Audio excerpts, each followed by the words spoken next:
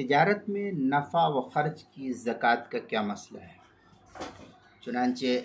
اگر کسی تاجر نے 1,00,000 روپے سے تجارت شروع کی ہے اور سال پورا ہونے کے بعد جب حساب لگایا تو اس کے پاس 1,50,000 روپے کا مال موجود تھا گڈاؤن دکان وغیرہ کے اندر،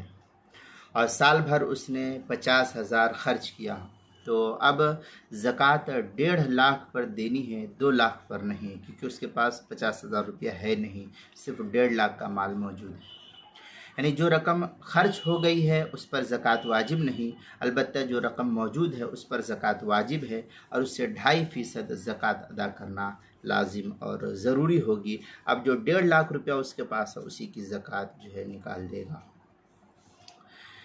فتاوی رحیمیہ کتاب الزکوٰۃ جلد نمبر 7 صفحہ نمبر 158،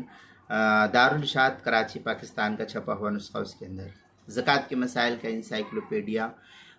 اس کے حروف تہجی تا عنوان ہے تجارت میں نفع و خرچ کی زکوٰۃ، صفحہ نمبر 114 پر اس کو نقل کیا گیا ہے۔